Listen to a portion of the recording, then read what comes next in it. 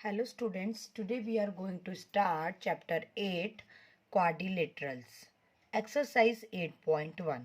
Students previous video में हम इस चैप्टर का इंट्रोडक्शन पार्ट डिस्कस कर चुके थे। आज हम स्टार्ट करेंगे एक्सरसाइज 8.1 जिसमें हम क्वेश्चन नंबर 1, 2, 3, 4 एंड 5 हम डिस्कस करेंगे।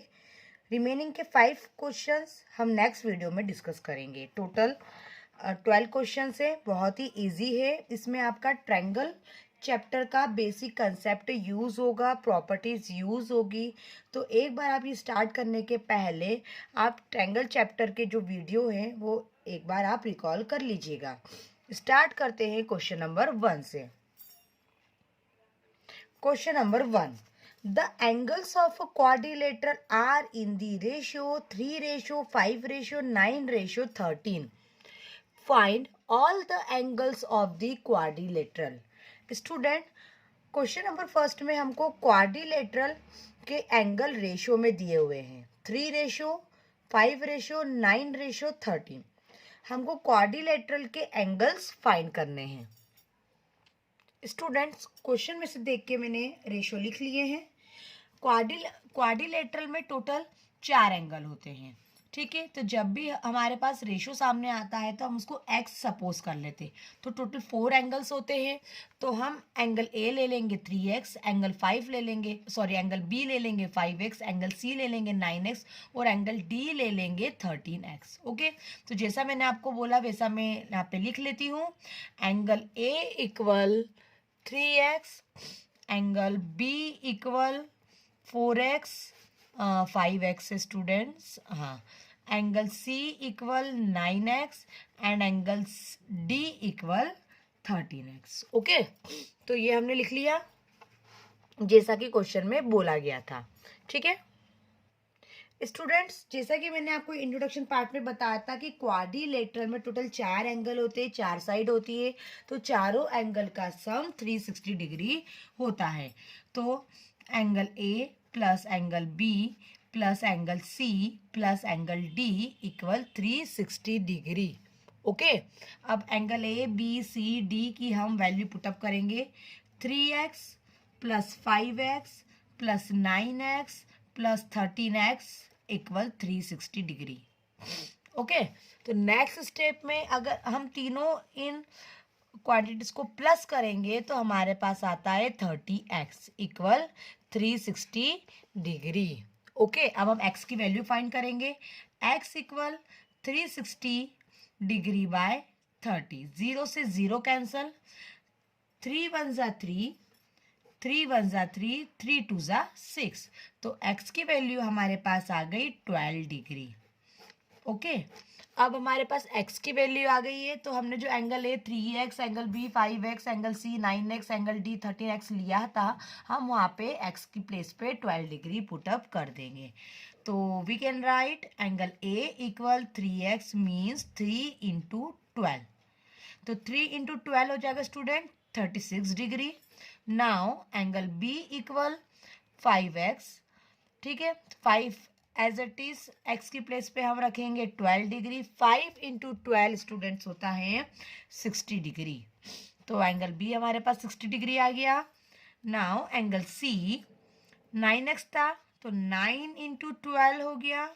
9 इंटू 12 हो जाता है 108 degree. And last angle D equal था 13x। तो x की प्लेस पे हम रखेंगे 12। तो 13 इंटू 12 होता है स्टूडेंट 156 डिग्री। तो हमारे पास एंगल A आ गया 36 डिग्री, एंगल B आ गया 60 डिग्री, एंगल C आ गया 108 डिग्री एंड एंगल D आ गया 156 डिग्री। ओके, अगर हमको ये वेरीफाई करना है कि हमारे चारों एंगल सही निकले या नहीं निकले, तो हमारे जो angle A B C D की वैल्यू आई है उन सभी को आप प्लस कर देंगे तो 360 डिग्री आ जाएगा। मीन्स हमारे सारे एंगल की वैल्यू सही है students. Okay, I hope so आपको ये क्वेश्चन समझ में आया होगा। बहुत ही इजी क्वेश्चन है, ठीक है। अब हम क्वेश्चन नंबर 2 पे आते हैं। Question number 2, if the diagonals of a parallelogram are equal, then show that it is rectangle.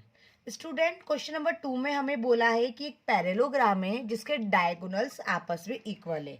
तो हमें शो करना है कि जो वो पैरेललोग्राम है वो रेक्टेंगल है। सो स्टूडेंट, तो हमारे पास एक पैरेललोग्राम है, उसके डायगोनल्स है जो आपस में इक्वल है, तो हमको पैरेललोग्राम को प्रूव करना है कि वो एक रेक्टेंगल है। स्टूडेंट्स, रेक्टेंगल को प्रूव करने के लिए हमें सबसे पहले प्रूव करना होता है कि उसके जो एंगल है वो 90 डिग्री हैं। ठीक है, इंट्रोडक्शन पार्ट में मैंने आपको बताया था कि रेक्टेंगल के चारों एंगल 90 डिग्री के होते हैं, तो हमें चारों एंगल 90 डिग्री प्रूफ करने होंगे। ओके, अब इसका डायग्राम नहीं है तो सबसे पहले हम डायग्राम बना लेंगे। स्टूडेंट्स, क्वेश्चन नंबर 2 में मैंने डायग्राम बना लिया, एक पैरेललोग्राम बना लिया जिसे नाम दे दिया ABCD और उसके डायगोनल्स बना दिए AC और BD। ओके, क्वेश्चन में हमें बोला गया था कि एक पैरेललोग्राम है जिसके डायगोनल आपस में इक्वल है, तो गिवन में हमने लिख लिया ABCD is a parallelogram. Student, parallelogram लिखने का शॉर्ट तरीका ये होता है, तो आप ऐसे भी लिख सकते हैं।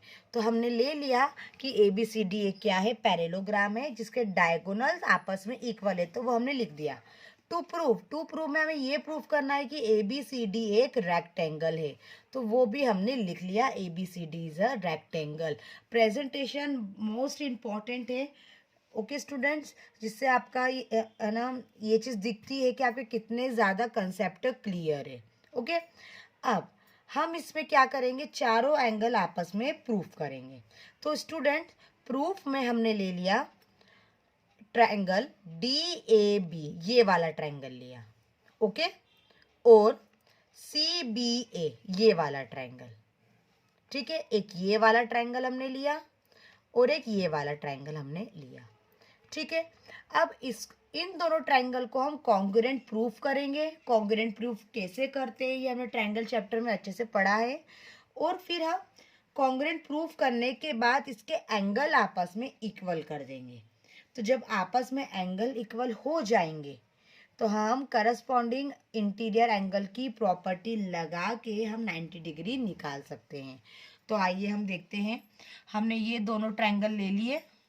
ठीक है, अच्छा स्टूडेंट्स, सबसे पहले तो इस ट्रायंगल में और इस ट्रायंगल में हम लिख सकते हैं कि AC और BD आपस में इक्वल है।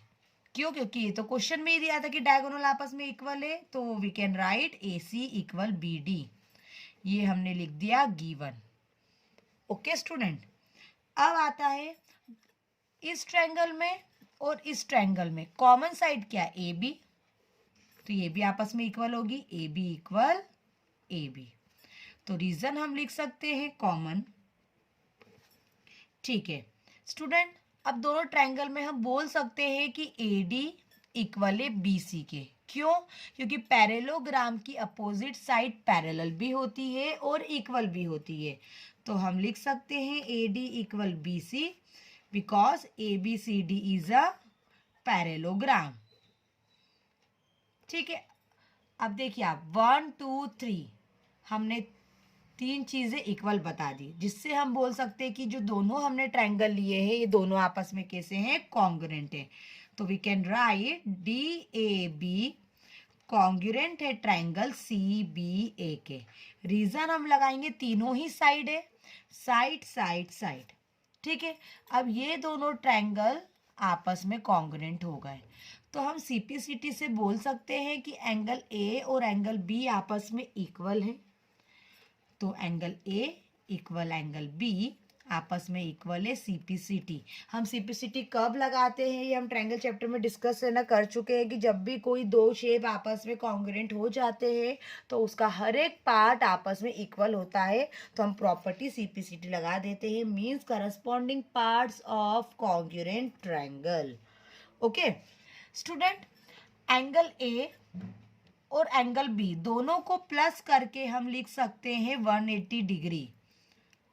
प्रॉपर्टी CIAS ये हमने लाइंस एंड एंगल्स चैप्टर में डिस्कस की थी, चैप्टर नंबर 6 में। ठीक है, अब स्टूडेंट एंगल A और एंगल B दोनों आपस में इक्वल है, तो एंगल B की प्लेस पे हम लिख सकते हैं angle A। Okay, angle A और एंगल ए होता है 2 एंगल ए 180 डिग्री, 2 1 जा 2, 2 9 जा 80, 0। तो एंगल ए की वैल्यू हमारे पास आ गई 90 डिग्री। ठीक है, तो हम अब जब एंगल ए 90 हो गया तो एंगल ए के इक्वल था बी, तो वो भी 90 हो जाएगा। जो प्रॉपर्टी हमने एंगल ए और एंगल बी के साथ लगाई है वैसे ही हमें एंगल सी और डी के साथ भी लगा सकते हैं। तो सिमिलरली करके हम लिख सकते हैं एंगल सी भी 90 है एंड एंगल डी भी 90 है। तो अब चारों एंगल आपस में 90 डिग्री प्रूफ हो गए, तो हम बोल सकते हैं कि now in parallelogram ABCD, all the angles are right angle। सारे ही एंगल राइट एंगल है, और जिस क्वाड्रिलेटरल के सारे angle right angle means 90 degree के होते हैं तो उसको हम बोल सकते हैं ABCD इज अ रेक्टेंगल। तो यहाँ पे हमारा क्वेश्चन नंबर 2 प्रूफ हो गया। अब हम आते हैं क्वेश्चन